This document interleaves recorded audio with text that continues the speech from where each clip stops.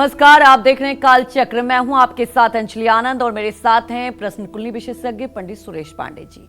बहुत बहुत स्वागत है पंडित जी आपका। त्रिपक्ष के समय सपने में आ रहे हैं पितर तो ना करें नजरअंदाज, क्योंकि कुछ कहना चाहते हैं आपके पितर। देखिए काल चक्र स्पेशल। पितर पक्ष का समय है, ऐसे में अगर आपको भी सपने में अपने पितर दिखते हैं तो इसके कई मायने हो सकते हैं। अगर सपने में दिख रहे हैं पितर आपसे नाराज, अगर वो सपने में बीमार दिखाई दे रहे हैं, भूखे प्यासे नजर आते हैं या बहुत खुश हैं, तो इसके भी अलग अलग अर्थ हो सकते हैं। समय रहते ही निशानों को समझें, क्योंकि अगर आपके पितर आपसे नाराज हैं तो आप इस पितर पक्ष में उनकी नाराजगी दूर कर सकते हैं, उनको तृप्त करके उनकी कृपा पा सकते हैं। ये सब कैसे करना है, यही आज काल चक्र में पंडित सुरेश पांडे जी आपको बताएंगे। इसलिए ध्यान से देखिए आज का काल चक्र, क्योंकि ये जितना जरूरी आपके लिए है उतना ही जरूरी आपके पितरों की शांति के लिए भी है। इसके अलावा अगर आपका भी कोई सवाल है तो आप हमें फोन कर सकते हैं। हमारा नंबर है 012066524415। पितरों का सपनों में दिखना बहुत सारे संकेत देता है, लेकिन पितर पक्ष में पितरों का सपने में आना खास संकेत देता है। ऐसे में अगर आपके पूर्वज सपने में आपसे दूर खड़े होकर आपको सिर्फ देख रहे हैं या सपने में कोई पूर्वज आपको कुछ दे रहे हैं, तो इन सबका क्या मतलब है, ये समझते हैं पंडित जी से। बताएं पंडित जी। देखिए, पितृपक्ष में नींद में पितरों का स्वप्न में आना निश्चित रूप से कुछ न कुछ खास संकेत देता है। और जिन लोगों के माता पिता शीघ्र ही स्वर्गवासी हुए हैं, साल 2 साल 4 साल के अंदर स्वर्गवासी हुए हैं, तो ऐसा हो नहीं सकता कि आपको इस पितृपक्ष में उनका स्वप्न न आए। भले आप चले जाइए, बम्बई चले जाइए, अमेरिका चले जाइए, और आप ये भूल जाइए कि पितृपक्ष है, याद मत करिए, लेकिन देखिए कि इस समय आपको सपने आते हैं कि नहीं, वो स्पष्ट रूप से आपको दिखाई देते हैं कि नहीं। आप ये कह सकते हैं ना कि पितृपक्ष का महीना चल रहा है, पितरों की चर्चा चलती है, पितरों की बातचीत होती है, इसलिए सपना आ जाता है। तो मैं कहता हूँ ना इसकी चर्चा, ना इसकी बात, ना दिमाग में रखिए कि पितरपक्ष चल रहा है, फिर भी आपको सपने में आपके माता पिता दादा दादी कोई न कोई जरूर सपने में दिखाई देंगे। और वो किस स्थिति में हैं ये आपको देखकर पता लगेगा। वो प्रसन्न मुद्रा में हैं कि दुखी हैं, कृशकाय सूखी शरीर हो गई है कि तंदुरुस्त हैं, अच्छे वस्त्र धारण किए हुए हैं कि निर्वस्त्र हैं। ये सारी चीज़ों को देख करके आप उनके स्थिति का अनुमान लगा सकते हैं। हाँ, जिन लोगों ने अपने घर में श्रीमद् भागवत महापुराण का पारायण करवा लिया है, जिन लोगों ने अपने घर से जाकर के गया श्राद्ध कर लिया है, जिन लोगों ने गया श्राद्ध का भंडारा कर दिया है, जिन लोगों ने ब्रह्म कपाली पर बद्रीनाथ में जाकर के पितरों के लिए पिंडदान कर दिया है, उनके स्वप्न में पितरों का न आना स्वाभाविक है, क्योंकि सारे पितरों की तब मुक्ति हो जाती है। गया श्राद्ध तक तो सारी मुक्ति नहीं होती है, हो जाती है, लेकिन 1-2% केस में ऐसा भी होता है कि नहीं भी होती है। लेकिन जब बद्रीनाथ ब्रह्म कपाली पर जाकर के पिंडदान होता है तो वहां से 100% पितरों को उत्तम गति मिल जाती है। तो आने वाली दुर्घटनाओं से भी हमारी रक्षा का उपाय बताते हैं पितर। आपके जीवन में कोई बड़ा बदलाव अगर आने वाला है तो पितृपक्ष में विशेष तौर पर पितरों का सपना आए तो इसे कभी भी नज़रअंदाज ना करें। मृत आत्माओं के संदेश, चेतावनी या सलाह को समझने की कोशिश करें और भविष्य के कोई भी काम उसी के अनुसार करें। सपने में पितर दूर से खड़े होकर हमें सिर्फ देख रहे हो तो इसका मतलब है कि परिवार के लिए कुछ अच्छा होने वाला है। ये शादी, बच्चे का जन्म या कोई और शुभ कार्य का संकेत हो सकता है।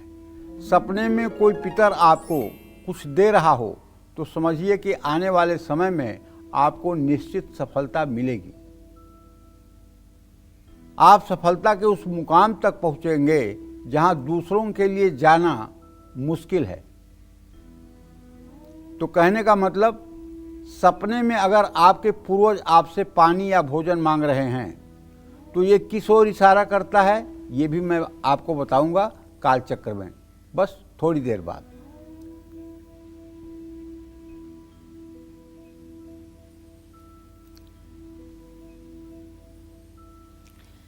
आगे चर्चा करेंगे, उसके पहले जान लेते हैं मेष राशि का राशिफल। आज मेष राशि वालों के लिए दिन की शुरुआत अच्छी रहेगी या नहीं, दिन को शुभ बनाने के लिए आज कौन से उपाय करें, कौन सा रंग और कौन सा अंग इनके लिए लकी साबित होगा, आइए जान लेते हैं। बताएं पंडित जी। देखिए, मेष राशि के जातकों को बताना चाहूंगा कि इस समय आपका ट्रांजिट है, आपका ग्रह गोचर है, आपका राशि स्वामी मंगल छठे भाव में है और आपके व्यय स्थान में, खर्च के स्थान में शनि की स्थिति है और धन के स्थान में उच्च का चंद्रमा विराजमान है। ऐसे में मैं आपसे कहना चाहूँगा कि आज कोई जोखिम भरा निवेश आपको नहीं करना चाहिए। ऐसे जगह पैसा नहीं लगाना चाहिए जहाँ इस बात की भी संभावना हो कि नुकसान हो सकता है। मेहनत का पूरा फल मिलेगा। अपने से छोटे लोगों से वाद विवाद बिल्कुल ना करें और अपने खान पान का ध्यान रखें। अपने गुस्से पर नियंत्रण रखें। केला किसी धर्म स्थान में दान करें। शुभ अंक आपके लिए 9 है, शुभ रंग आपके लिए लाल है। जय मां विंध्यवासिनी। तो चलिए अब बारी आती है वृषभ राशि वालों की कि पैसा, प्यार, परिवार, नौकरी, कारोबार के हिसाब से इनका पूरा दिन कैसा बीतने वाला है, ये जानते हैं पंडित जी से। बताएं पंडित जी। देखिए, वृषभ राशि के जातकों को बताना चाहूँगा कि आपके राशि में इस समय चंद्रदेव विराजमान हैं, आपके धन भाव में बृहस्पति है और मंगल आपके व्यय भाव का स्वामी होकर के आपके पंचम स्थान में है। तो इसलिए कहना चाहूँगा कि वो व्यय भाव पर दृष्टि दे रहा है, तो संभल कर खर्च करिएगा। अति आत्मविश्वास में आकर के, अति उत्साहित होकर के इतना खर्चे का दायरा न बढ़ा दीजिएगा कि कल आपको परेशानी हो। नए अवसर मिलेंगे और आपके काम की प्रशंसा होगी। अपनों के साथ गलतफहमी से बचें। सिरदर्द आपको परेशान कर सकता है। तनाव बिल्कुल न लें और आराम करें। दूसरों की बातों से ज़्यादा प्रभावित ना हो सके तो दुर्गा सप्तशती के कवच का पाठ कर लें। शुभ अंक आपके लिए 6 है, शुभ रंग आपके लिए हरा है। जय मां विंध्यवासिनी। तो आज का काल चक्र आप सभी ध्यान से देखिए, क्योंकि अगर आपके पितर सपने में आ रहे हैं तो उनका क्या इशारा है, ये आज पंडित जी आपको समझा रहे हैं। तो लगातार हमारे साथ बने रहिए, चर्चा करेंगे। लेकिन उसके पहले हमारी एक दर्शक जुड़ चुके हैं, संतोषी। संतोषी, आप पंडित जी से सवाल पूछ सकती हैं। सबसे पहले अपना उम्र पंडित जी को बता दें, उसके बाद आप अपने सवाल पूछ सकती हैं।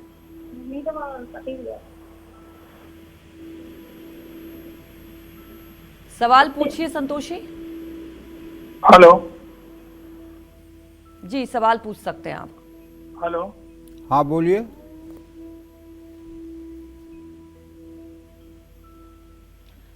तो मैं दर्शकों से यही कहूंगी कि जब भी आप पंडित जी से सवाल पूछते हैं तो पहले टीवी का वॉल्यूम कम कर लीजिए, क्योंकि और भी दर्शक इंतजार कर रहे होते हैं। और आप समय कम जाया करें और जल्दी से अपने सवाल पूछ सकते हैं। हमारी एक और दर्शक वर्षा हमारे साथ जुड़ चुकी हैं, आप सवाल पूछ सकती हैं। हाँ जी पंडित जी, राधे राधे। राधे राधे। पंडित जी, मेरे को अपने बेटे के लिए पूछना है। उसकी डेट ऑफ बर्थ है 30/8/95, जन्म दिल्ली का और 1/35। उसकी शादी और उसकी नौकरी के बारे में पूछना है। विवाह के लिए तो बिल्कुल विलंब की स्थिति नहीं है। विवाह तो आप लोग टाल रहे हैं तो टल रहा है, नहीं तो विवाह होने का संयोग बना हुआ है और ज़्यादा से ज़्यादा अगले साल के नवंबर दिसंबर तक विवाह का संयोग बना हुआ है। लेकिन ये आपके ऊपर डिपेंड करता है कि आप इसको करोगे कि नहीं करोगे। योग तो बन रहा है। और जहाँ तक नौकरी का प्रश्न है तो मैं बताना चाहूँगा कि 10वें भाव का स्वामी शुक्र शनि के साथ इत्तेसाल कर रहा है। सरकारी सेक्टर में तो इनकी नौकरी लगने का योग नहीं है, लेकिन प्राइवेट सेक्टर में अगर ये कोशिश करें तो दिवाली के पहले इनकी नौकरी लग जाएगी। जय मां विंध्यवासिनी।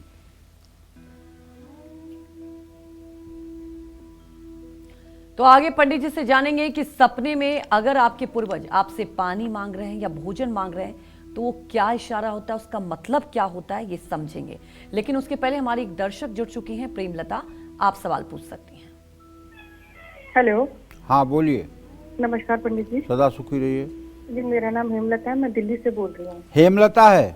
हाँ जी, मेरी बेटी, मुझे अपनी बेटी के बारे में कुछ पूछना है पंडित जी। जी उसका डेट ऑफ बर्थ 29 मई 2006 है। जी टाइम शाम को 4:35। जी। पंडित जी, पता नहीं उसकी लाइफ में आजकल क्या चल रहा है, कहीं पे भी उसको सफलता नहीं मिल रही है। पढ़ने में बहुत होशियार थी, इतना अच्छा, लेकिन इन 3-4 सालों में उसका पढ़ने से बिल्कुल मन हट गया है। धीरे धीरे करके वो पढ़ाई से बिल्कुल दूर होती जा रही है। मुझे उसके कैरियर को लेकर बहुत चिंता हो रही है, कुछ बताइए। अब देखिए, आपकी बेटी हेमलता 19 साल की हो गई है। आपने जो प्रश्न पूछा है तो उसके विद्या भाव का स्वामी जो है बृहस्पति है, और बृहस्पति और प्रश्न लग्न के स्वामी मंगल से चतुर्थ दशम की दृष्टि बन रही है। पढ़ाई से इसका मन उचाट हो गया है, पढ़ाई से इसका मन उचाट हो गया है। अब पढ़ाई में अगर इसका मन लगाना चाहती हैं और फिर से ये पढ़ाई अच्छा करे तो इसके लिए आपको चाहिए कि आप इससे आग्रह करें। पढ़ाई के लिए बिल्कुल ना कहें, पढ़ाई के लिए बिल्कुल मत कहें। आप इससे कहिए कि ये रोज़ सवेरे 2 मिनट सुबह, 2 मिनट शाम को ओम गंग गणपतये नमः, ये गणेश जी का मंत्र है, ओम गंग गणपतये नमः, इस मंत्र का जप कर ले। और आप 3 लौंग रविवार के दिन ले करके और इसके सर पे उल्टा एंटी क्लॉकवाइज घुमा करके तीनों लौंग अलग कर लीजिए और उसको एक कागज़ में लपेट करके चूल्हे पर जला दीजिए। ये उपाय आप 3-4 बार कर दीजिए संडे को, तो इसको लगी हुई है बहुत भयंकर नज़र, जिससे पढ़ाई से इसका हो गया है उच्चाटन। और जब ये उपाय आप करेंगी तो इसका फिर से पढ़ाई में मन लगेगा और लड़की अच्छी है, पढ़ाई करेगी, इसमें कोई दो राय नहीं है, लेकिन थोड़ा सा इसको गाइड करने की ज़रूरत है। जय मां विंध्यवासिनी।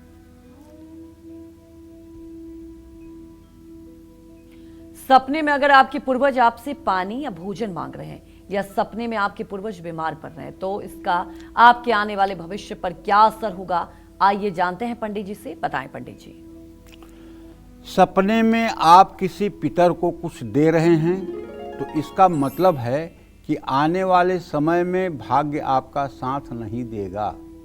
सपने में बहुत सारे पितर दिखाई दे रहे हैं तो समझिए घर में किसी सदस्य की सेहत पर बुरा असर पड़ सकता है। सपने में किसी पितर के साथ दुर्घटना या सेहत खराब हो रही दिखाई दे तो समझिए कि आप पर आने वाला संकट टल गया। सपने में पितर आपसे पानी या भोजन मांगे तो ये अशुभ संकेत है। पितर पानी मांग रहे हैं यानी वो अतृप्त हैं। ऐसे सपने देखने वालों को पितरों की आत्मा की शांति के लिए तत्काल त्रिपिंडी श्राद्ध, नारायण बलि किसी धर्म स्थान में जाकर के करवा देना चाहिए। और एक बात कान खोल कर सुन लीजिए, एक बार अगर विधाता रूठ जाएं तो आपका नुकसान नहीं होगा। क्यों नुकसान नहीं होगा? जैसे सूरज को 100 गाली दीजिए लेकिन वो अंधेरा नहीं कर सकता, ये उसकी काबिलियत नहीं है कि सूर्य अंधेरा कर दे। सूर्य का काम है उजाला करना। उसी तरह से भगवान भी कभी किसी का अमंगल नहीं कर सकते। क्यों नहीं कर सकते? क्योंकि वो मंगल भवन है। मंगल भवन अमंगल हारी, द्रवहु सु दशरथ अजर बिहारी। वो मंगल भवन है, किसी का अमंगल कर ही नहीं सकते हैं। ये कुछ लोग मानसिक रूप से पगलाए हुए हैं जो कह रहे हैं भगवान हमको दुख दे रहा है। ये मानसिक रूप से पगलाए हुए लोग हैं, अपने कर्मों का भोग भोगते हैं और भगवान को अपयश देते हैं। तो मतलब ये आप अच्छी तरह से समझ लीजिए कि कभी भी भगवान किसी के ऊपर रुष्ट नहीं होते हैं। जैसे कोई माता पिता अपने नालायक बच्चे से भी रुष्ट नहीं होता है और सब बच्चों का कल्याण चाहता है, उसी तरह से प्रभु सब मम प्रिय सब मम उपजाया, सब पर मोरी बराबर दाया। सब मुझे प्रिय हैं, सबको मैंने पैदा किया है और सब पर मेरी बराबर दया है, सब पर मेरी बराबर दया है। लेकिन अगर पितर रूठ गए तो समझ लीजिए जिंदगी एकदम से नरक हो जाती है। पितर रूठेंगे तो पहला परिवार में बीमारियों का एकदम सिलसिला शुरू हो जाएगा। पितर रूठेंगे तो घर में आकस्मिक दुर्घटना और अकाल मृत्यु शुरू हो जाएगी। पितर रूठेंगे तो विवाह शादी रुक जाएगा, शादियां टूटने लगेंगी। पितर रूठेंगे तो संतान प्राप्ति नहीं होगी, नवजात शिशुओं की मृत्यु होने लगेगी। पितर रूठेंगे तो घर में दरिद्रता आएगी और हर प्रकार से धनहानि होगी। जैसे उदाहरण के लिए आपका बेटा अमेरिका में रहता है और बहुत पैसा कमाता है, आपको पता है कि वो बहुत पैसा कमाता है और आप यहाँ रह रहे हैं, आपकी आर्थिक स्थिति अच्छी नहीं है, आपके दवाई के लिए पैसे नहीं हैं, आपके खाने के लिए पैसे नहीं हैं, तो आप से अगर कोई कहे कि आपका बेटा अमेरिका में इतना कमा रहा है तो आप कहेंगे अच्छा चुप रहो, ऐसे बेटे से बिना बेटा होना ही भला है। वो तो कभी हमारी खबर लेता है, मतलब जिंदे जी आप उसके प्रति अब अच्छा नहीं सोच रहे हैं और वही आप यहाँ परेशान हों, दुखी हों। अब आपका बेटा जा करके कनाडा में बिना नौकरी के गुजर बसर कर रहा हो, उसके पास नौकरी ना हो, काम ना हो, तो आप सबसे यही कहेंगे कि हम क्या ऐसा उपाय करें कि हमारा बेटा कमाने लगे, वहाँ वो अपने पैरों पर खड़ा हो जाए, वहाँ उसका गुजारा हो जाए। यहाँ आपको अपनी चिंता अब नहीं है, अब बेटे की चिंता है।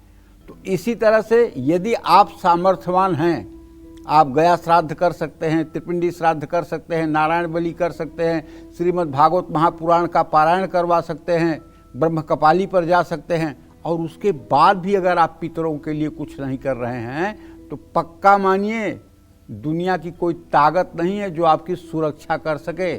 पितरों का कोप जब चढ़ेगा तो 1 मिनट में सारा राजपाट भरभरा कर जमीन में चला जाएगा। इसलिए अगर आप सक्षम हैं, भगवान ने आपको, पितरों की कृपा ने आपको सक्षम बनाया है, तो आपको अपने पितरों के लिए पिंडदान और तर्पण तो नित्य ही पितृपक्ष में करना चाहिए। पितृ विसर्जन के दिन पिंडदान अवश्य करना चाहिए और इसके बाद त्रिपिंडी श्राद्ध समय समय पर करते रहना चाहिए। अगर किसी की एक अकाल मृत्यु हुई है तो उसके लिए नारायण बलि का भी आयोजन करना चाहिए। उसके बाद अपने घर में श्रीमद् भागवत महापुराण का अगर आप बड़ा आयोजन नहीं कर सकते हैं तो अपने घर में 5 ब्राह्मणों को बुला करके और जो श्रीमद् भागवत महापुराण का 18,000 मूल श्लोक है, उसी मूल श्लोक का अगर आप पाठ करवा लें 7 दिनों के अंदर और उन ब्राह्मणों की कायदे से सेवा शुश्रूषा करें और उनको वस्त्र और दक्षिणा दे करके संतुष्ट करके 7 दिन के बाद उनकी विदाई करें, तो निश्चित रूप से पितरों को उत्तम गति मिल जाती है। उसके बाद गया श्राद्ध करेंगे तो सारे पितरों का उद्धार हो जाएगा। श्रीमद् भागवत महापुराण के महात्म्य में लिखा हुआ है कि धुंधकारी नाम का प्रेत इतने अशुभ योनि में चला गया था कि जिसकी कोई सीमा नहीं, लेकिन गोकर्ण जी ने जब उसे भागवत की कथा सुनाई 7 दिनों तक, तो उसके लिए भगवान के पार्षद विमान लेकर आए और धुंधकारी को विमान पर बैठा करके और लेकर के गए। तो कहने का मतलब यह है कि हमें अपने पितरों के प्रति मन में एक बहुत अच्छा दृष्टिकोण बना करके रखना चाहिए। इसीलिए तो लोग तरसते हैं कि मेरा भी कोई वंश हो, मेरे मरने के बाद भी मेरी पिंडोदक क्रिया लुप्त न हो। इसीलिए लोग तरसते हैं। और किस लिए तरसते हैं? और ये पिंडोदक क्रिया अगर लुप्त नहीं होती है और पिंडोदक क्रिया ठीक से होती है तो निश्चित रूप से उस जीव की ऊर्ध्वगति होती है, अधोगति से वो जीव बच जाता है। इसलिए अगर आप सामर्थ्यवान हैं तो निश्चित रूप से आपको पितरों के लिए कुछ न कुछ करते रहना चाहिए और हर समय करते रहना चाहिए। जानते हैं, अगर आपकी अच्छी सामर्थ्य हो तो आपको माघ के महीने में माघ मकर गत रवि जब होई, तीर्थ पति ही आव सब कोई, 14 जनवरी से 14 फरवरी तक आप प्रयाग में माघ मेले में कल्पवास करें। वहाँ एक समय भोजन करें, दोनों समय गंगा में स्नान करें, त्रिवेणी में स्नान करें और अपने घर में, अपने वहाँ आवास में जो आपका टेंट वगैरह होगा उसमें बैठ करके दिन भर गीता, रामायण, भागवत जी का पाठ करें, नाम जप करें, चाहे राम नाम प्रिय है, चाहे कृष्ण नाम प्रिय है, जो नाम आपको प्रिय है उसका जप करें और एक समय केवल भोजन ग्रहण करें, शेष दिन व्रत करें। इस तरह से करने के बाद पांचवें साल, जब आपका 5वां साल हो जाए तो आप सैया दान का आयोजन करें। सैया दान का मतलब एक सुंदर बेड, उस पर अच्छे अच्छे बिस्तरे, अच्छे अच्छे ओढ़ने वाली चीज़ें और गृहस्थी का पूरा सामान, किचन का पूरा सामान और 1 साल के लिए राशन, माने चावल, दाल, गेहूँ, घी, तेल, चीनी, नमक, सारी चीज़ें। और किसी सुयोग्य, वहाँ प्रयाग के ही किसी सुयोग्य ब्राह्मण को उस पलंग पर बैठा करके उनकी सेवा करके उन्हें ये सब सारी वस्तुएं सैया दान के रूप में दान देना चाहिए। ऐसा दान अगर आप करते हैं तो पक्का मानिए कि आपके पितरों को तो उत्तम लोक की प्राप्ति होगी ही होगी, आपको भी उत्तम लोक की प्राप्ति होगी, इसमें कोई संदेह नहीं है। परम पूजनीय प्रातः स्मरणीय पवित्र कीर्ति गुरुदेव प्रेमानंद जी महाराज कहते हैं कि जो व्यक्ति भगवत भजन में लीन होता है, जो भगवान की भजन के अलावा और किसी भी प्रकार के प्रपंच में नहीं फंसता है, वो अपने 21 पीढ़ियों का उद्धार कर देता है, 7 पीछे की पीढ़ियों को तार देता है और आगे आने वाली 14 पीढ़ियों को तार देता है। तो क्यों न हमें थोड़ा सा भगवान की शरणागति लेना चाहिए और क्यों न हमें भगवान के प्रति विश्वास आस्था रख करके अपने पितरों के कल्याण के लिए कुछ कार्य करना चाहिए। ये बात सोचने की है। हाँ, अगर सपने में आपके पितर गुस्से में हैं या बहुत खुश हैं तो ये सपना आपके जीवन पर क्या असर डालेगा ये भी मैं बताऊंगा, बस थोड़ी देर में।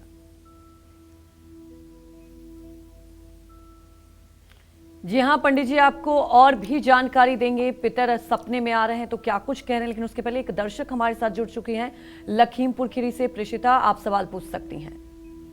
गुरुजी प्रणाम। हाँ, सुखी रहिए। गुरुजी, मुझे अपने पति के बारे में क्वेश्चन पूछना है, जवाब चाहिए आपसे। मेरा प्रेषिता गुप्ता है जी। मेरे पति का नाम अवधेश गुप्ता है। वो सन 2006 से कुंभी चीनी मिल में शुगर फैक्ट्री में जॉब कर रहे हैं, लेकिन जो जिस हिसाब से मेहनत कर रहे हैं उसका उनको फल नहीं मिल पा रहा है। खर्चे बहुत होते जा रहे हैं और जो हमारी इनकम है वो काफी कम है।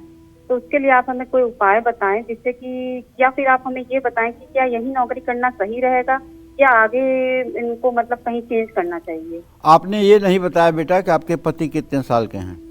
जी, मेरे पति जी उनका जन्म है सन 1980। अच्छा, तो मैं बताना चाहूँगा बेटा कि नौकरी बदलने में तो रिस्क है। जो नौकरी कर रहे हैं वही करते रहें और आपके पति को कोई उपाय बताऊँगा वो काम नहीं करेगा, आपको उपाय बताऊँगा तो वो काम करेगा। आपको उपाय ये बताता हूँ कि आप अपने घर के पूजा स्थान में एक महालक्ष्मी का चित्र लगा लीजिए जिसमें कमल के फूल पर बैठी हुई महालक्ष्मी हों और दोनों तरफ से हाथी अपने सूंड में कलश लिए हुए उनके ऊपर जल अभिषेक कर रही हूँ और उनके हाथ से सिक्के गिर रहे हों। ऐसी वाली एक फ़ोटो ले आके अपने घर के पूजा स्थान में लगा लीजिए और एक श्री सूक्तम की किताब ले लीजिए।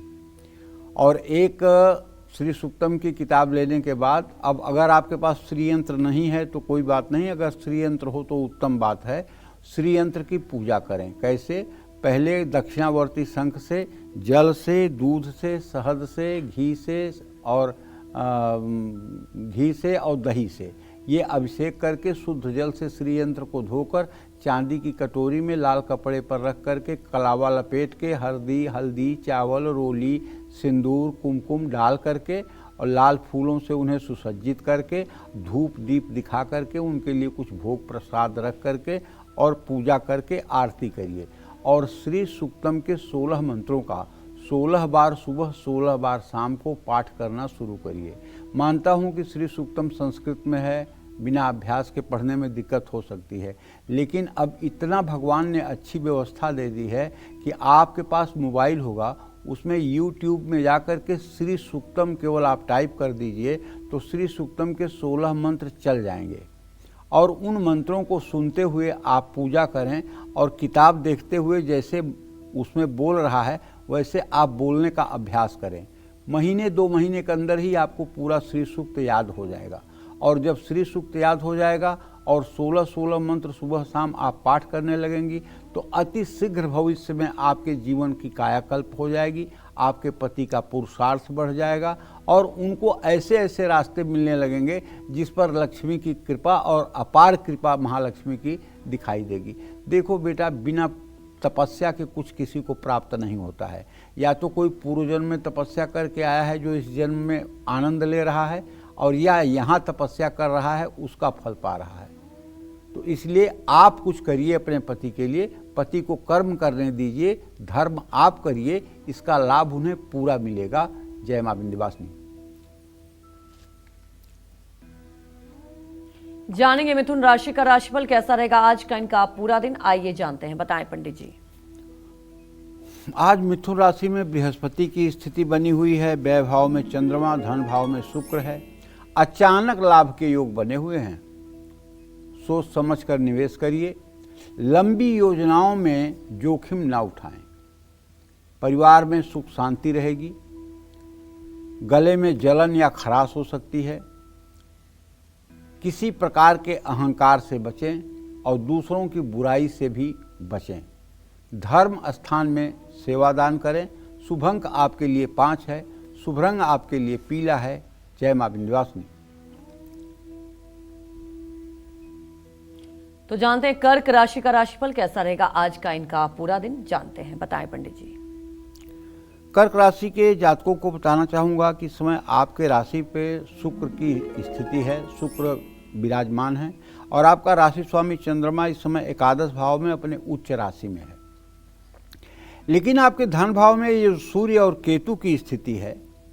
कहीं न कहीं से जो ग्रहण दोष आपके धन भाव पर पड़ रहा है, इस बात का संकेत कर रहा है कि आज आपके ऊपर कुछ आर्थिक प्रेशर पड़ने वाला है, कुछ आर्थिक दबाव बनने वाला है। कार्यभार भी बढ़ेगा और तनाव भी हो सकता है। ऐसे में गलतफहमियां बढ़ना स्वाभाविक है और भाग दौड़ के कारण नींद में भी दिक्कत रहेगी। तो नकारात्मक विचारों से दूर रहिए। अगर मन में ज़्यादा नकारात्मक विचार आने लगें तो तुरंत मन में ओम नमः शिवाय, ओम नमः शिवाय, ओम नमः शिवाय, ओम नमः शिवाय मुंह बंद करके 150 बार करके आप देखिए, आपके नकारात्मक विचार डिलीट हो जाएंगे और सद्विचार आपके मन में आ जाएंगे। चने की दाल दान करें। शुभ अंक आपके लिए 2 है, शुभ रंग आपके लिए सफ़ेद है। जय मां विंध्यवासिनी। अपनी इस चर्चा को आगे बढ़ाते हुए पंडित जी से जानते हैं कि अगर सपने में आपके पितर गुस्से में हैं या बहुत खुश हैं या स्वस्थ हैं तो इसका आपके भविष्य पर क्या असर होगा, जानते हैं, बताएं पंडित जी। देखिए, सपने में मृत परिजन या पितर को फिर से जिंदा होते देखना शुभ होता है।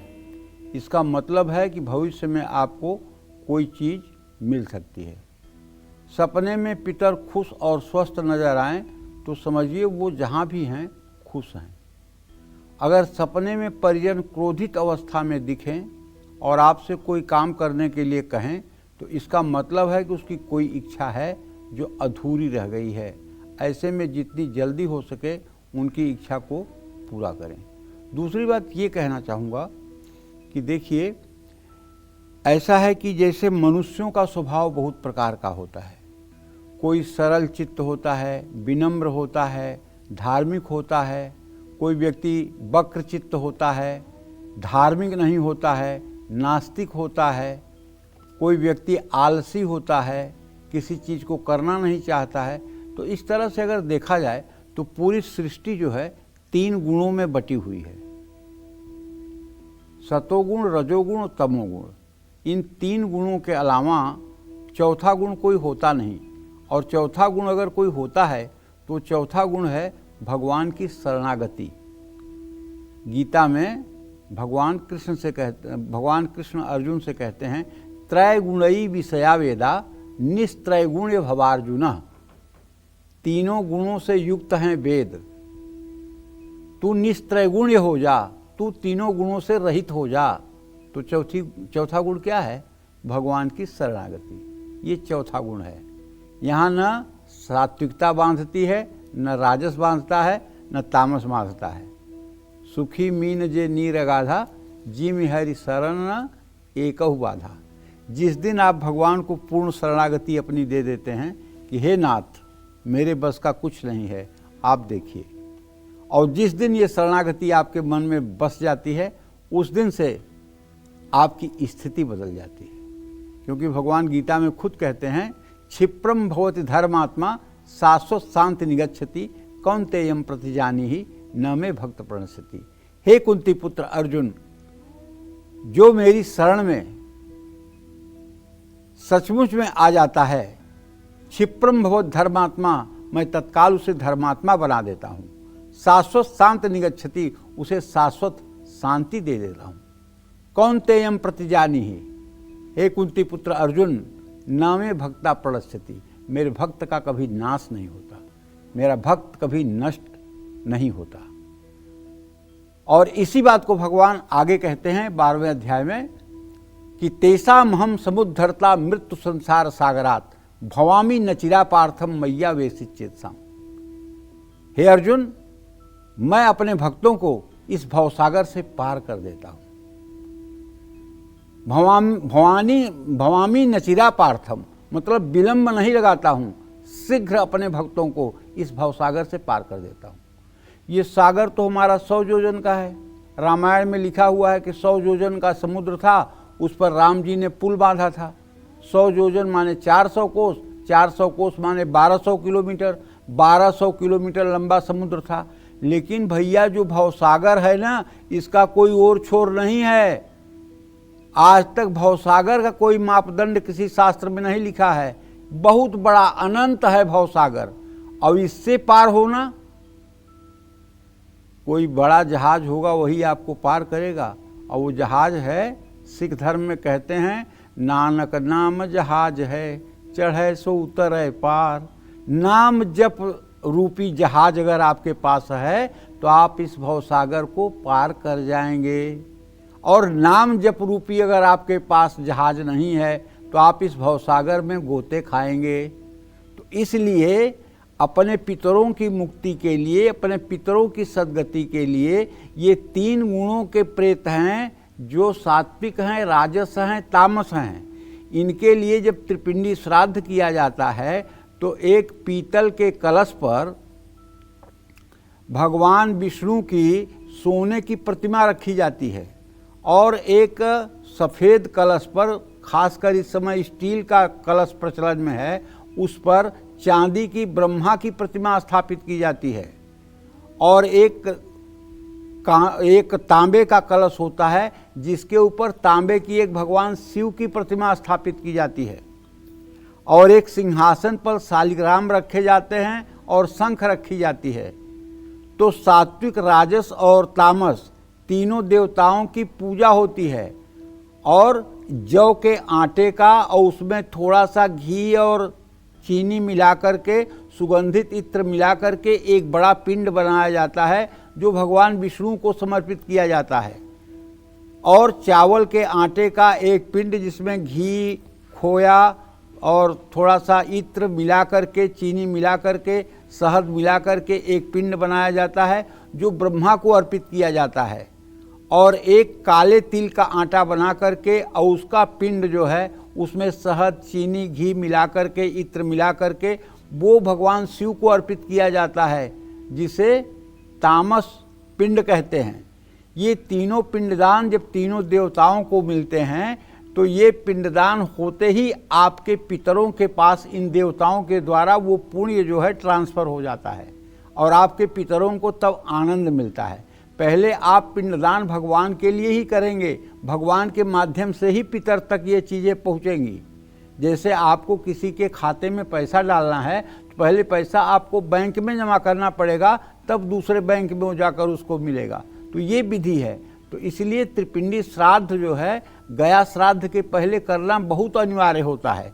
गया श्राद्ध के पहले त्रिपिंडी श्राद्ध अगर आप करेंगे तो आपको खुद ऐसे ऐसे सपने आएंगे जिसमें आपको लगेगा कि मेरे पितर अब आनंदित हो गए हैं। लेकिन अब जैसे किसी की अकाल मृत्यु हुई है, किसी को जहर खिला के मारा गया है, किसी ने आत्महत्या की है, किसी ने मतलब कि जो है फांसी लगाया है, अब वो एक बार में नहीं मुक्त होगा भाई, आप समझो इस बात को। उसके लिए आपको कम से कम 4 बार त्रिपिंडी श्राद्ध करना पड़ेगा। अगर आप एक बार का, और लोग गारंटी चाहते हैं धर्म में, डॉक्टर के यहाँ जाएंगे, दवाई नहीं फायदा करेगी, दोबारा जाएंगे, तिबारा जाएंगे, चौथी बार जाएंगे, कोई गारंटी नहीं मांगेंगे। लेकिन एक बार अगर पूजा कर लिया सत्यनारायण भगवान की और नहीं गरीबी दूर हुई तो कहेंगे पूजा कर रहा हूँ, कोई फायदा ही नहीं। अरे हो सकता है कि आपके पाप की मात्रा ज़्यादा हो, पुण्य कम हो, तो आप ज़्यादा बार कर दीजिए, निश्चित रूप से सफलता मिलेगी। इसका मतलब थोड़ी कि एक बार में नहीं हुआ तो अब नहीं होगा, शास्त्र झूठा हो गया है, ऐसा नहीं है। करना चाहिए 4 बार। अगर त्रिपिंडी श्राद्ध में दावे के साथ कह सकता हूँ कि अगर कोई व्यक्ति 4 बार त्रिपिंडी श्राद्ध प्रयाग या काशी में जाकर के, हरिद्वार में जाकर के, नासिक में जाकर के, या पुष्कर में जाकर के, या पिहेवा में जाकर के करे तो निश्चित रूप से उसके पितर उत्तम गति को प्राप्त होंगे और गया श्राद्ध होते ही वो अपने पितरलोक में जाकर के आनंदित हो जाएंगे। जय मां विंध्यवासिनी। जानेंगे सिंह राशि का राशिफल कैसा रहेगा आज का इनका पूरा दिन, आइए जानते हैं। बताएं पंडित जी। देखिए, आज आपके खर्चे बढ़ सकते हैं। ऐसा मैं इसलिए कह रहा हूं कि सूर्य बुध केतु की स्थिति आपके राशि में है, व्यय भाव में शुक्र है, तो ऐसे में मंगल की द्वितीय भावस्थ स्थिति ऑफिस में गुप्त शत्रुओं से सावधानी का संकेत है। अविवाहित हैं तो रिश्ता आ सकता है। माँ की सेहत में गिरावट आ सकती है। अहंकार पर काबू रखें। गाय को मीठी रोटी खिलाएं। शुभ अंक आपके लिए 1 है। शुभ रंग आपके लिए गोल्डन है। जय मां विंध्यवासिनी। परिवार का कोई सेहतमंद व्यक्ति स्वर्गवासी होने के बाद सपने में आपको बीमार नजर आए, या फिर कोई बीमार व्यक्ति स्वर्गवासी होने के बाद सपने में आपको स्वस्थ नजर आए, तो इसका आपके भविष्य पर कैसा असर होगा, आइए जानते हैं पंडित जी से। बताएं पंडित जी। देखिए, घर का कोई सदस्य बीमार होकर अगर स्वर्गवासी हुआ है और सपने में वो स्वस्थ नजर आ रहा है तो इसका अर्थ है कि वो तृप्त है। ये संकेत है कि आप उनके बारे में बार बार सोचकर खुद को और उनको तकलीफ ना दें। सपने में अगर किसी स्वस्थ व्यक्ति का स्वर्गवास हो गया है और सपने में वो व्यक्ति बीमार नजर आ रहा है तो ये संकेत है कि आपसे अपनी इच्छा व्यक्त करना चाहते हैं। ऐसे में आपको उनकी इच्छा जल्दी से जल्दी पूरी करनी चाहिए, तभी आपका भी कल्याण होगा और उस आत्मा का भी कल्याण होगा। सपने में कोई मृत पूर्वज आपको अपने पास दिखें या आपको आशीर्वाद दें तो इसका क्या मतलब होता है, ये भी मैं आपको बताऊंगा बस थोड़ी देर में। जय मां विंध्यवासिनी।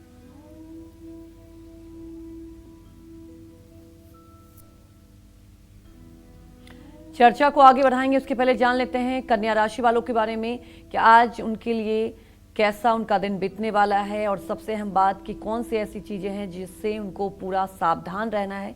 साथ ही कन्या राशि वालों के लिए आज का शुभ भाव, शुभ अंक और शुभ रंग भी जान लेते हैं। बताएं पंडित जी। देखिए, कन्या राशि के जातकों को बताना चाहूँगा कि आपके राशि में मंगल की स्थिति है, शनि की पूरी दृष्टि है और आपके धन भाव का स्वामी शुक्र भले ही आय भाव में बैठा है लेकिन व्यय भाव में व्ययस भी सूर्य है। इसलिए पैसे को लेकर के सोच समझ करके कोई फैसला लीजिए। काम के लिए किसी से भी सलाह मत लीजिए। रोग में आराम आएगा। व्यर्थ के विवादों से दूरी बनाइए। पीपल में जल चढ़ाइए। शुभ अंक आपके लिए 7 है। शुभ रंग आपके लिए नारंगी है। जय मां विंध्यवासिनी।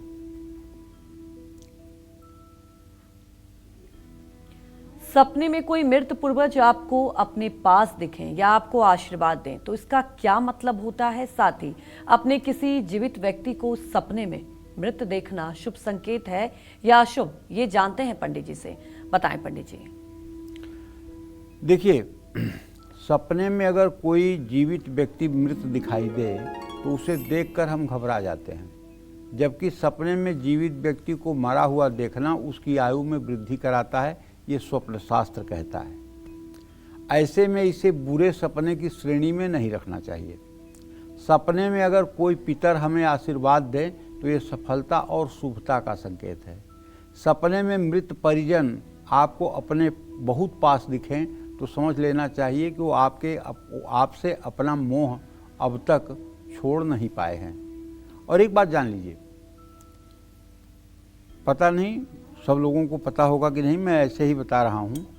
श्रीमद् भागवत महापुराण में लिखा हुआ है कि जब मनुष्य इस शरीर का त्याग करता है तो उसके साथ 24 चीज़ें जाती हैं। 24 चीज़ें में चीज़ों में 10 इंद्रियां, एक मन, और मन को कहते हैं अंतःकरण चतुष्टय, मन, चित्त, बुद्धि, अहंकार।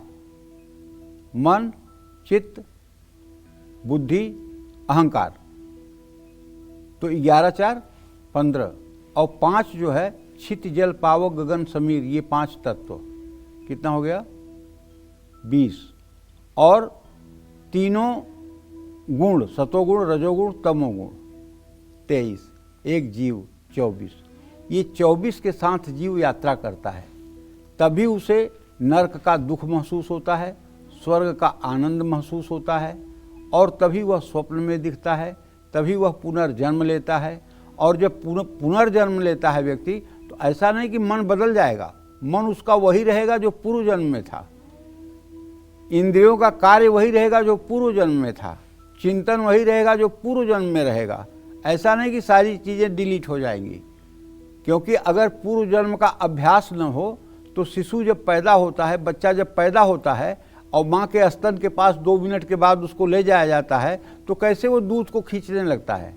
कौन उसको सिखाता है कि दूध ऐसे खींचा जाता है? बाबू, छोटे नवजात शिशु को कौन सिखाता है कि दूध ऐसे खींचा जाता है? कहीं न कहीं से भगवान सिखाए रहते हैं ना, क्योंकि उस जीव का ये अभ्यास है पैदा होने और मरने का, वो जानता है कि ऐसे ही दूध खींचा जाता है। तो कहने का आशय ये है कि प्रभु की लीला विचित्र है। हमें अपने पितरों के प्रति श्रद्धावंत होकर के, और ज़्यादा से ज़्यादा जो श्रद्धा से किया जाए वही श्राद्ध होता है। हमें अपने पितरों के लिए श्राद्ध कर्म करना चाहिए। जय मां विंध्यवासिनी। तो चलिए आज की खास चर्चा को आगे बढ़ाते हुए काल चक्र में अब बात होगी तुला राशि वालों के बारे में, कि उनके साथ साथ किन बातों पर आज उन्हें गौर करना चाहिए, आज कौन सा उपाय उन्हें करना चाहिए, ये जान लेते हैं। बताएं पंडित जी। देखिए, तुला राशि के जातकों को बताना चाहूँगा कि धन लाभ के कुछ अवसर आपको मिल सकते हैं। कोई काम अधूरा छूट सकता है, नए लोग कुछ करीब आ सकते हैं। अपनी आँखों का ध्यान रखें, किसी की मीठी बातों में ना आए, इससे नुकसान हो सकता है। माँ लक्ष्मी को गुलाब के फूलों की माला चढ़ाएं। शुभ अंक आपके लिए 4 है, शुभ रंग आपके लिए सिल्वर है। जय मां विंध्यवासिनी। अगर कोई मृत परिजन बार बार आपके सपने में आते हैं, तो ऐसे में पितरों को प्रसन्न करने के लिए आपको पितर पक्ष में क्या करना चाहिए, आइए जान लेते हैं पंडित जी से। बताएं पंडित जी। गरुड़ पुराण के अनुसार यदि कोई मृत परिजन बार बार आपके सपने में आता है, तो आपको उनके नाम पर रामायण या गीता का पाठ कराना चाहिए।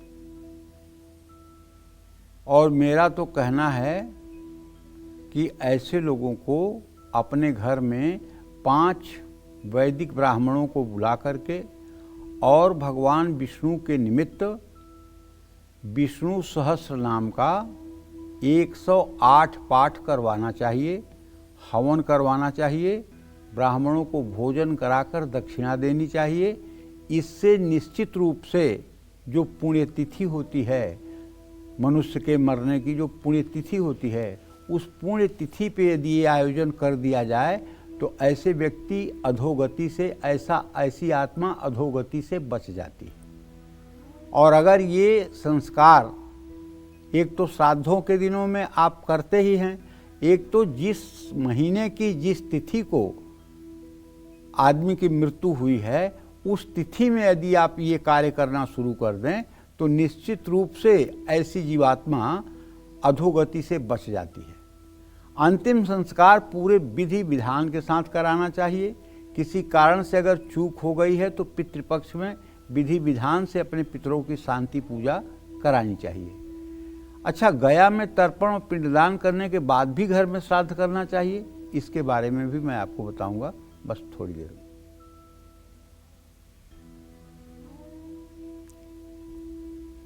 तो आगे भी इस महत्वपूर्ण चर्चा को जारी रखेंगे, लेकिन उसके पहले जान लेते हैं वृश्चिक राशि के बारे में कि आज उनका पूरा दिन कैसा बीतने वाला है, क्या कुछ रहेगा, क्या उनको उपाय करने चाहिए। बताएं पंडित जी। वृश्चिक राशि के जातकों को बताना चाहूँगा कि आपके राशि पर आज चंद्रमा की पूर्ण दृष्टि है। ऐसे में अगर देखा जाए तो अचानक खर्च बढ़ सकता है, लेकिन अगर कोई आपका रुका हुआ काम है तो पूरा हो सकता है। घर में बाहरी लोगों का दखल न होने दें। थकान महसूस हो सकती है। अहंकार से बचें। शिवलिंग पर जलाभिषेक करें। शुभ अंक आपके लिए 3 है। शुभ रंग आपके लिए लाल है। जय मां विंध्यवासिनी। चलिए अब बात कर लेते हैं धनु राशि की। क्या कहता है धनु राशि का राशिफल, कैसा रहेगा आज का इनका पूरा दिन, आइए जानते हैं। बताएं पंडित जी। धनु राशि के जातकों को चाहिए कि आज का ग्रह गोचर इस बात का संकेत कर रहा है कि आपको फिजूल खर्ची से बचना चाहिए और बजट बनाकर चलना चाहिए। अपनी कार्यशैली में सुधार लाएं। गलतफहमियां ना बढ़ने दें। खांसी से परेशानी हो सकती है। क्रोध में आकर कोई फैसला न लें। ओम नमो भगवते वासुदेवाय का मंत्र जप करें। शुभ अंक आपके लिए 8 है। शुभ रंग आपके लिए बैगनी है। जय मां विंध्यवासिनी। तो चलिए बात करते हैं मकर राशि वालों की। जानते हैं आज उनका भाग्य कितना मजबूत है। बताएं पंडित जी। देखो, मकर राशि के जातकों को बताना चाहूँगा कि यद्यप शनि की स्थिति तो आप इस समय समझ ही रहे हैं कि मीन राशि में है, ऐसे में एकादश भाव का शनि दूसरों के आर्थिक मामलों में अगर आप दखल देंगे तो इससे आपका नुकसान होगा। सूझबूझ से काम के फैसले लीजिए और परिवार के साथ समय बिताइए। बाहर के खाने से बचिए। सेहत को संभालिए। अपने काम में लापरवाही बिल्कुल ना करें। कुत्ते को रोटी खिलाएं। शुभ अंक आपके लिए 5 है। शुभ रंग आपके लिए भूरा है। जय मां विंध्यवासिनी। चलिए बात करते हैं कुंभ राशि वालों की। जानते हैं आज उनका भाग्य कितना मजबूत है। बताएं पंडित जी। देखिए, कुंभ राशि के जातकों को बताना चाहूँगा कि द्वितीय भाव में जो शनि की स्थिति दिखाई दे रही है, इससे एक बात है कि अगर आप कहीं पैसा लगा रहे हैं तो उससे लाभ तो मिल सकता है, लेकिन इसका कतई मतलब ये नहीं कि आप आंख मूंद करके कोई निर्णय लें। नहीं, विवेक से निर्णय लेंगे तो लाभ मिलेगा। बड़े कोई फैसले लेना है तो उसमें जल्दबाजी न दिखाएं या किसी के संकोच या दबाव में आकर के फैसला न लें। परिवार और दोस्तों का आपको सहयोग मिलेगा। आंखों में हल्की फुल्की तकलीफ हो सकती है। किसी का भरोसा न तोड़ें और महामृत्युंजय मंत्र का जप करें। शुभ अंक आपके लिए 1 है। शुभ रंग आपके लिए नीला है। जय मां विंध्यवासिनी। तो चलिए बात करते हैं मीन राशि वालों की। जानते हैं आज उनका भाग्य कितना मजबूत है। बताएं पंडित जी। देखिए, मीन राशि के जातकों को बताना चाहूँगा कि आज घर में खर्चों को लेकर के बहसबाजी न करें। क्रिएटिव फील्ड से जुड़े लोगों को सफलता मिलेगी। अपनों का साथ मिलेगा। मन शांत रखें।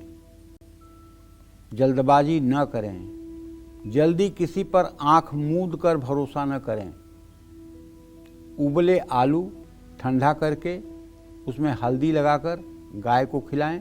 शुभ अंक आपके लिए 2 है। शुभ रंग आपके लिए नारंगी है। जय मां विंध्यवासिनी। तो चलिए बात करते हैं आज के लकी ईमेल कुंडली विजेता की। और आज के हमारे लकी ईमेल कुंडली विजेता हैं बलिया यूपी के रहने वाले अर्नब। और अर्नब से बात करते हैं, हमारे साथ फोन लाइन पर जुड़े हुए हैं। अर्नब, पंडित जी को आपके डिटेल बता दिए गए हैं, आप सवाल पूछ सकते हैं। जय मां विंध्यवासिनी पंडित जी। हाँ, सदा सुखी रहो बेटा। पंडित जी, मैं आईटी से बीटेक कर रहा हूँ। आर्मी में इंजीनियर बन पाऊंगा? हर बार मेरा रिटर्न क्वालिफाई होता है लेकिन मैं इंटरव्यू में रुक जाता हूँ। और मेरा दूसरा प्रश्न है, क्या जो नौकरी भाग में नहीं है उसको मेहनत, योग, प्राणायाम और पूजा करके पाया जा सकता है? और तीसरा प्रश्न है, मेरी मम्मी की तबीयत खराब रहता है, इसका क्या उपाय करें?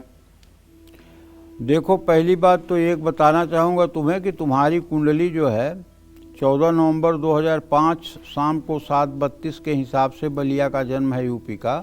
मिथुन लग्न में तुम्हारा जन्म हुआ है, मेष राशि है। लेकिन तुम्हारी लग्न कुंडली प्रभावी नहीं है, तुम्हारी चंद्र कुंडली प्रभावी है। चंद्रमा मंगल की युति मेष लग्न में है और सप्तम भाव में गुरु और सूर्य है। सूर्य नीच राशि का है और बृहस्पति नीच के नवमांश में है।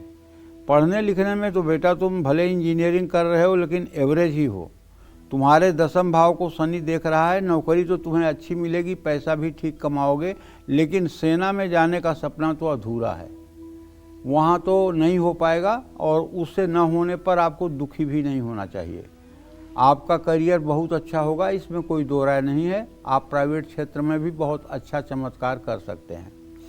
लेकिन इस समय आपकी शुक्र की महादशा चल रही है। इस समय ऐसा देखिए, मैं इसलिए कह रहा हूँ कि आपके ग्रहों की स्थिति बहुत हद तक निर्बल है, क्योंकि चंद्रमा आपका शत्रु राशि में है, जबकि चंद्र मंगल का लक्ष्मी योग आपके कुंडली में बना हुआ है।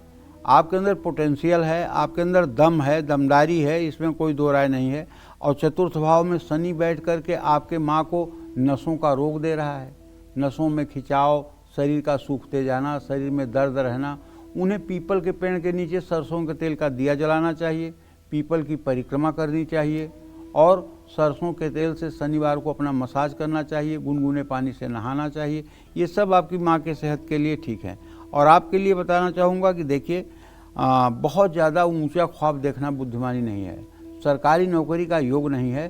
प्राइवेट सेक्टर में आप जितना जल्दी से जल्दी कामयाबी के लिए प्रयास करेंगे, वो आप सफल हो जाएंगे और आप अपने सभी उत्तरदायित्व का ठीक ढंग से निर्वाह करेंगे। हाँ, एक बात पक्का है कि प्राणायाम करके आप अपने भाग्य को बदल सकते हैं। लेकिन प्राणायाम कैसे हो? नाड़ी शोधन प्राणायाम हो। नाड़ी शोधन प्राणायाम का मतलब 15 सेकंड आप श्वास को खींचें, 60 सेकंड श्वास को रोकें, 30 सेकंड श्वास को छोड़ें, और ये सगर्भ हो। ओम भू ओम भुव ओम स्व ओम मह ओम जन ओम तपः ओम सत्यम ओम तत्सवितुर्वरेण्यं भर्गो देवस्य धीमहि धियो यो न प्रचोदयात् ओम आपो ज्योतिरसो अमृतम ब्रह्म भूर्भुवः स्वरम्। इस मंत्र का 9 आवृत्ति जप हो एक सांस में। 3 बार नाभि पर विष्णु का ध्यान करके, 3 बार हृदय पर ब्रह्मा का ध्यान करके, 3 बार शिव का माथे पर ध्यान करके जप करना चाहिए। और ये 5 बार सुबह, 5 बार शाम करना चाहिए। ये स्थिति जब आपकी 2 साल 3 साल तक हो जाएगी तो आपकी ये कुंडली डिलीट हो जाएगी, आपकी एक नई कुंडली बन जाएगी। गीता महात्म्य में साफ लिखा हुआ है कि गीता अध्ययनशीलस्य प्राणायाम परस्य च नैवम सन्ति ही पापानि पूर्वजन्म कृतानि च। जब ये साधना आप कर लेंगे तो फिर उसके लिए आपको नौकरी क्या, दुनिया की कोई चीज़ असंभव नहीं रह जाएगी। लेकिन बड़ा कठिन कार्य है, करके देखिए। जय मां विंध्यवासिनी। हमारे साथ एक दर्शक उमा गोरखपुर से जुड़ चुके हैं, आप सवाल पूछ सकती हैं। राधे राधे पंडित जी। हाँ, सदा सुखी रहिए।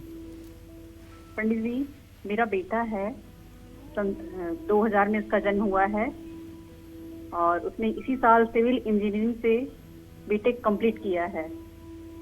और स्वामी जी, पंडित जी, मैं ये जानना चाहती हूँ कि मेरे बेटे को गवर्नमेंट जॉब मिलेगी या नहीं, और उसका वैवाहिक जीवन कैसा रहेगा, बताएं पंडित जी।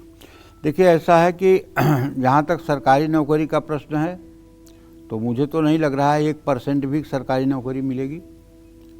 और उन्हें मतलब कि प्राइवेट सेक्टर में अपना प्रयास करना चाहिए। सरकारी नौकरी का योग बिल्कुल भी नहीं लग रहा है।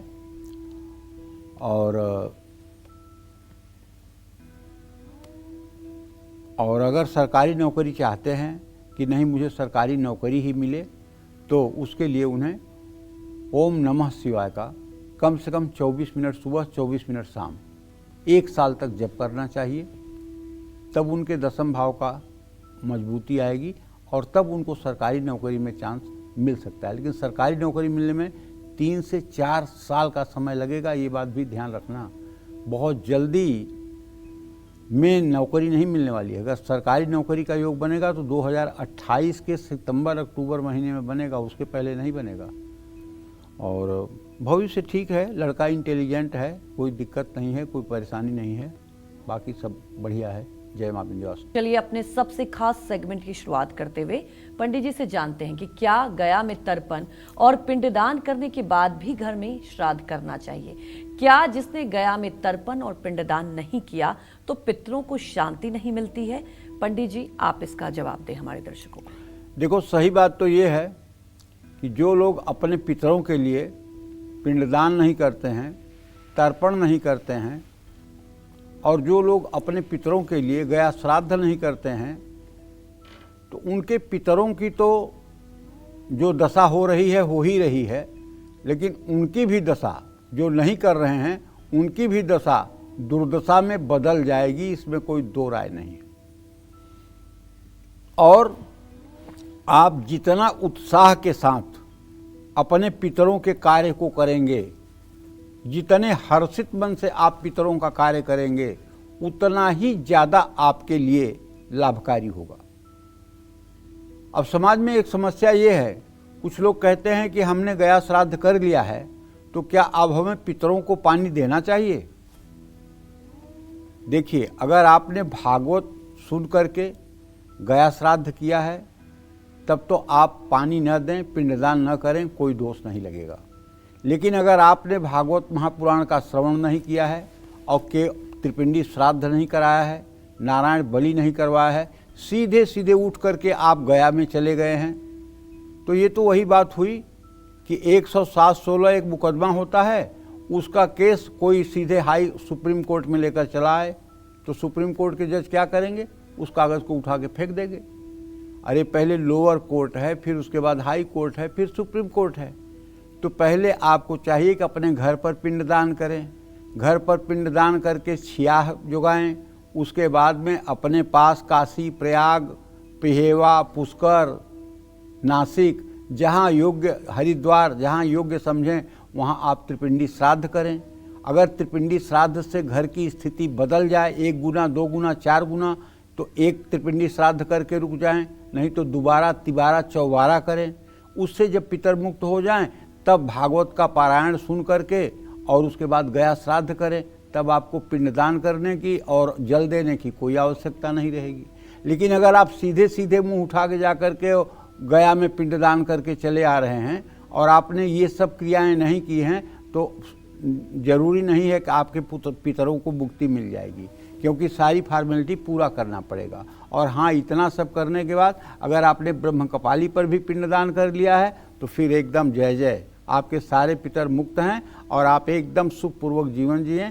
कुछ भी पितरों के लिए करने की अब आवश्यकता नहीं है। हाँ, घर में अब कोई नया पितर अगर बनेगा तो फिर वहाँ से पितृक्रिया चालू होगी। जय मां विंध्यवासिनी। पंडित जी, हमारे दर्शकों को इतनी महत्वपूर्ण जानकारी देने के लिए आपका बहुत बहुत धन्यवाद। उम्मीद यही करते हैं कि आपको भी आज का हमारा विषय बहुत पसंद आया होगा। कल फिर एक नए विषय और आपकी परेशानियों को दूर करने के लिए ढेर उपाय लेकर आएंगे हम पंडित सुरेश पांडे जी के साथ। तब तक कालचक्र की पूरी टीम को अनुमति दीजिए। नमस्कार।